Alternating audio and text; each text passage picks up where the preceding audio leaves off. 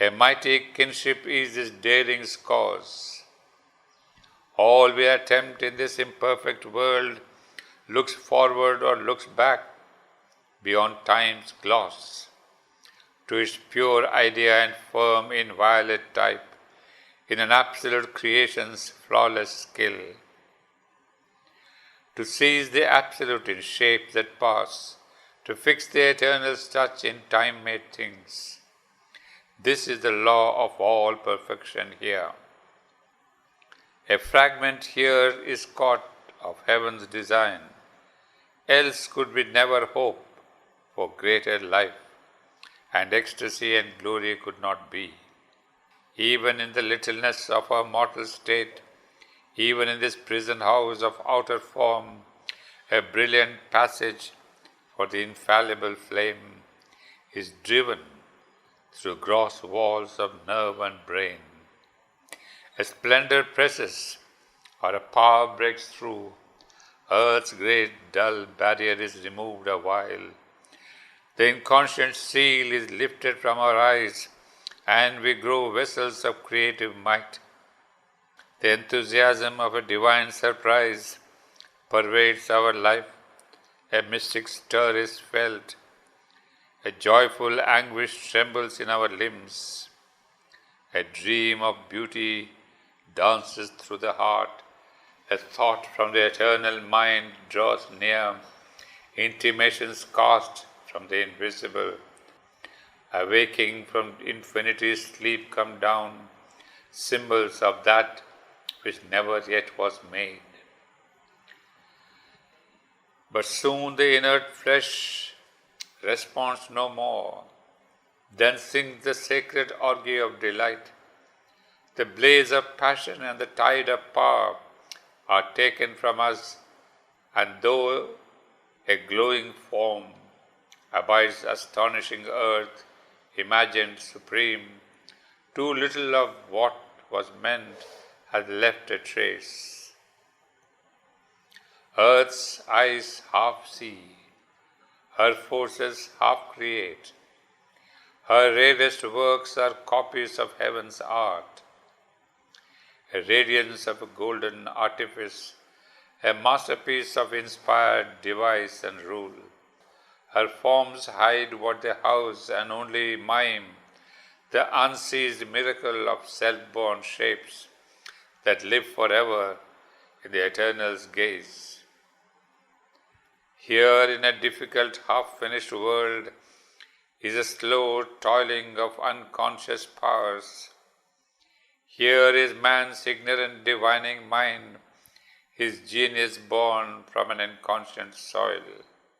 To copy on earth's copies is his art, or when he strives for things surpassing earth, too rude the workman's tools, too crude his stuff, and hardly with his heart's blood he achieves his transient house of the divine idea, his figure of a time inn for the unborn. Our being thrills with high, far memories and would bring down their dateless meanings here, but too divine for earthly nature's scheme, beyond our reach the eternal marvels blaze. Absolute they dwell, unborn, immutable, immaculate in the Spirit's deathless air, immortal in a world of motionless time, and an unchanging muse of deep self-space.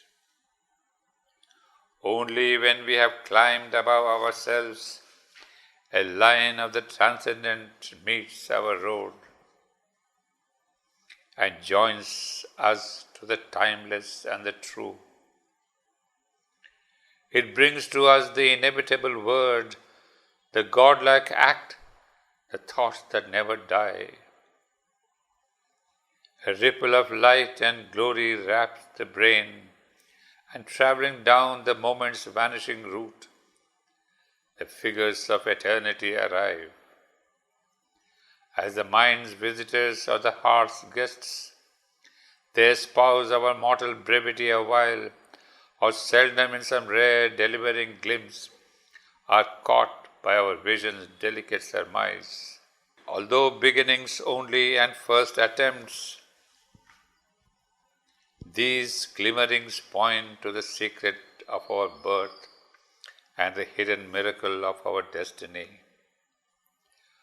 What we are there and here on earth shall be is imaged in a contact and a call. As yet, earth's imperfection is our sphere. Our nature's glass shows not our real self. That greatness still abides, held back within. Earth's doubting future hides our heritage. The light, now distant, shall grow native here. The strength that visits us, our comrade power. The ineffable shall find a secret voice. The imperishable burn through matter's screen, making this mortal body Godhead's robe. The Spirit's greatness is our timeless source, and it shall be our crown in endless time. A vast unknown is round us and within. All things are wrapped in the dynamic One. A subtle link of union joins all life. Thus all creation is a single chain. We are not left alone in a closed scheme between a driving of inconscient force and an incommunicable absolute. Our life is a spur in a sublime soul range. Our being looks beyond its walls of mind, and it communicates with greater worlds. There are brighter earths and wider heavens than ours. There are realms where being broods in its own depths. It feels in its immense dynamic core, its nameless, unformed, unborn potencies cry for expression in the unshaped vast. Ineffable beyond ignorance and death, the images of its everlasting truth look out from a chamber of its self-wrapped soul, as if to its own inner witness gaze.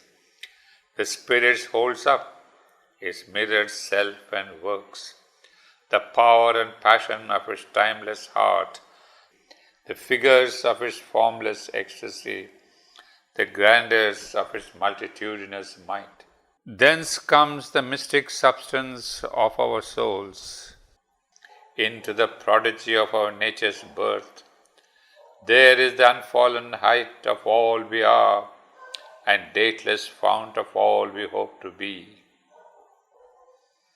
On every plane the hieratic power, initiate of unspoken verities, dreams to transcribe and make a part of life in its own native style and living tongue. Some trait of the perfection of the unborn, some vision seen in the omniscient light, some far tone of the immortal rhapsodist voice, some rapture of the all-creating bliss, some form and plan of the beauty unutterable.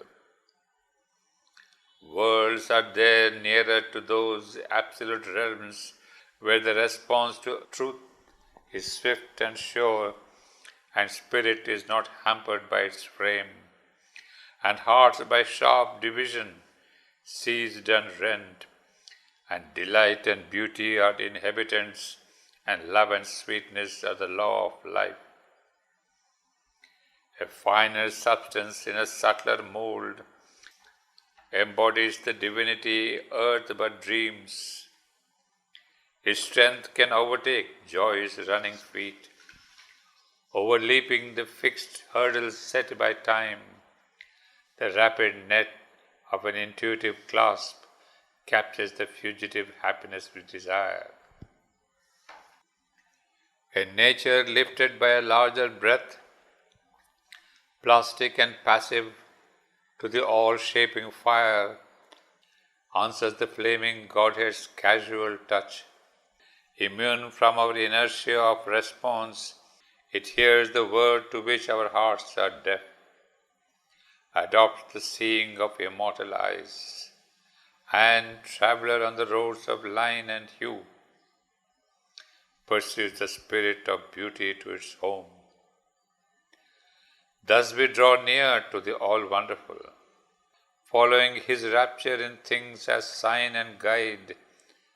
Beauty is His footprint, showing us where He has passed. Love is His heartbeat's rhythm in mortal breasts.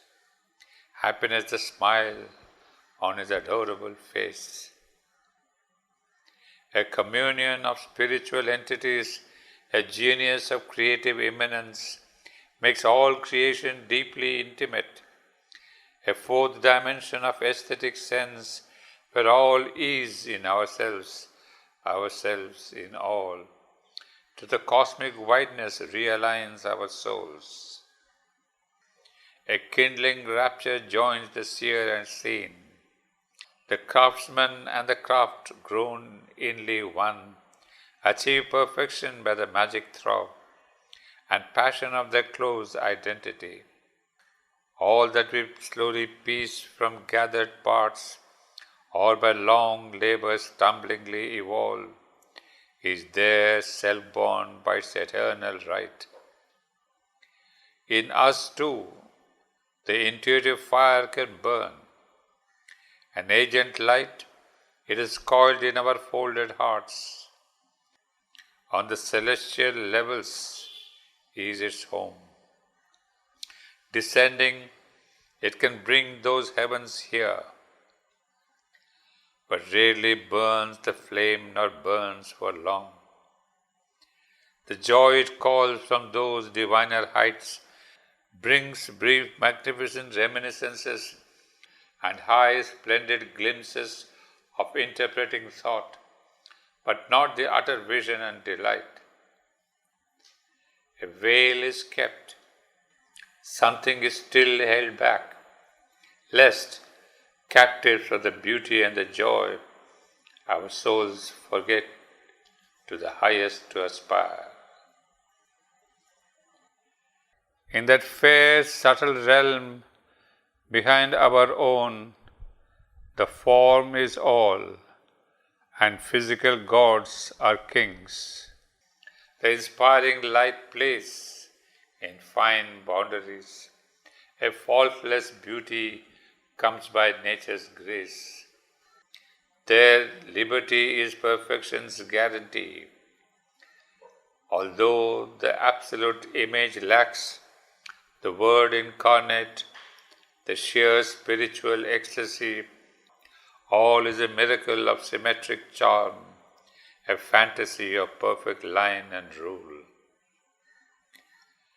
There all feel satisfied in themselves and whole. A rich completeness is by limit made. Marvel in an utter littleness abounds.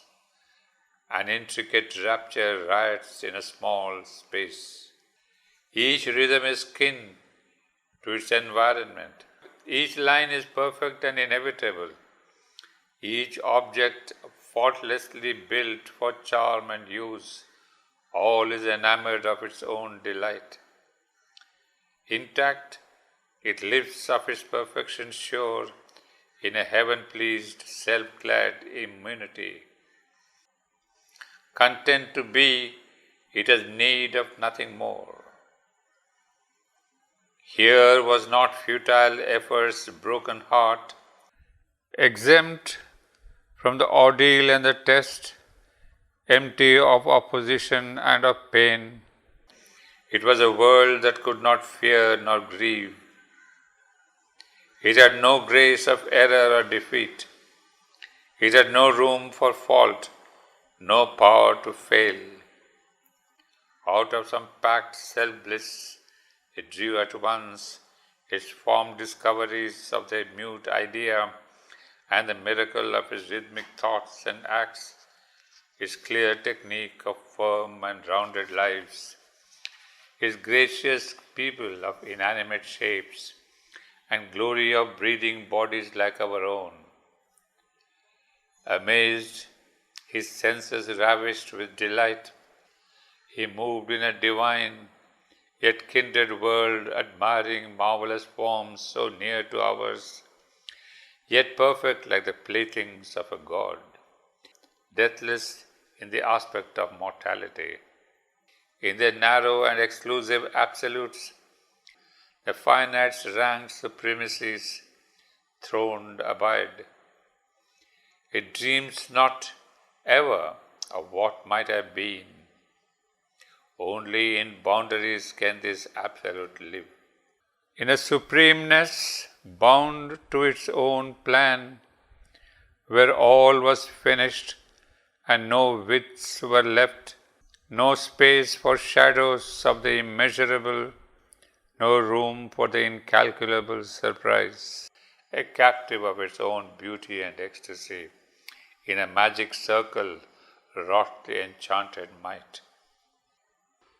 The spirit stood back effaced behind its frame, admired for the bright finality of its lines. A blue horizon limited the soul. Thought moved in luminous facilities. The outer ideals shallows its swim range. Life in its boundaries lingered satisfied with the small happiness of the body's acts. Assigned as force to a bound corner mind, attached to the safe paucity of her room, she did her little works and played and slept, and thought not of a greater work undone. Forgetful of her violent, vast desires, forgetful of the heights to which she rose, her walk was fixed within a radiant groove. The beautiful body of a soul at ease, like one who laughs in sweet and sunlit groves, childlike she swung in her gold cradle of joy. The spacious call reached not her charmed abode. She had no wings for wide and dangerous flight. She faced no peril of sky or of abyss. She knew no vistas and no mighty dreams, no yearning for her lost infinitudes. A perfect picture in a perfect frame. This fairy artistry could not keep his will. Only a moment's fine release it gave. A careless hour was spent in a slight bliss. Our spirit tires of being's surfaces, transcended is the splendor of the form. It turns to hidden powers and deeper states. So now he looked beyond for greater light. His soul's peak climbed, abandoning in its rear this brilliant courtyard of the house of days. He left that fine material paradise. His destiny lay beyond in larger space. End of Canto 2.